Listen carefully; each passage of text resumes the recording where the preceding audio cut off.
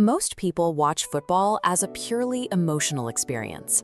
A fan reacts wildly to every missed pass and stray shot. Analysts and coaching staff, on the other hand, watch the exact same screen with strict intention. This notepad represents what intentional watching looks like. By the end of this video, you will know exactly how to generate this breakdown. You will learn to decode team formations, spot hidden attacking patterns, and finish with a completed tactical blueprint of any match you watch. To do this, you need a specific setup. Grab a live or recorded match, a physical notepad, and a pen. Most importantly, put your smartphone away. Removing digital distractions breaks the habit of merely reacting to the ball. It forces your brain to stay present, allowing you to actively read the underlying mechanics of the sport happening across the entire pitch. This brings us to step 1. Start the game clock, but keep your pen down. For the first 10 minutes of the match, you take 0 notes. If you try hunting for formations the second the whistle blows, you end up constantly looking down at your paper. By isolating tiny details too early, you miss the larger picture of what is actually happening. Instead, use this window to observe.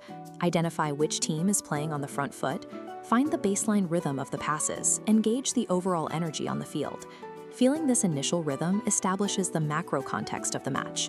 Without that baseline context, the granular tactical notes you take later will lack meaning. At the 10-minute mark, we move to step 2. Pick up your pen. Looking at a tactical board like this, sketch the dominant shape of the team in possession, represented here by the 11 blue dots in a 4-2-3-1, against the defending red team.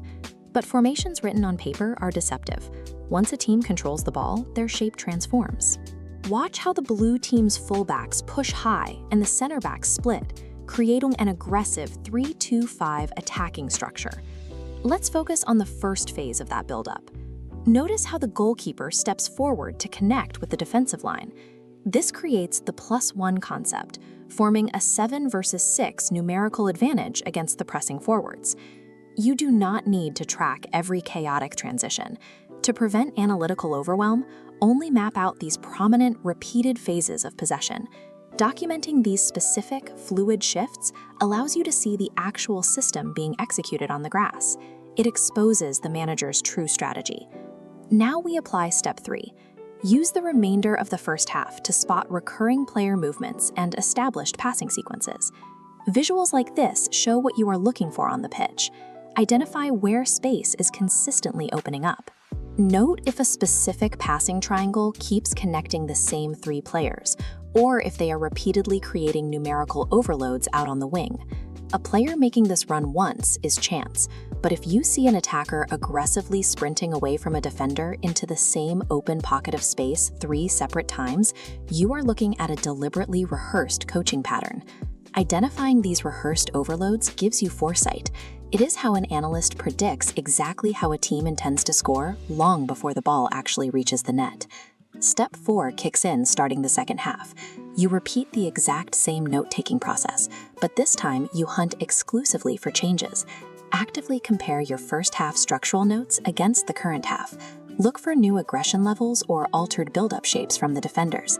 This split-screen tactical board shows a clear shift. The left side displays the passive, deep defensive block from the first half. The right side shows a sudden, high-pressing structure, actively choking the opposing defense to start the second half. Track how the opposing team reacts to that pressure. Notice the specific adjustments they make to close down the space that was being exploited earlier. Shift your mindset from merely noting what changed on the pitch to actively questioning why the manager instituted that specific adjustment in the dressing room. Observing this cycle of pattern disruption and adaptation reveals the specific adjustments that move the game in one direction or another.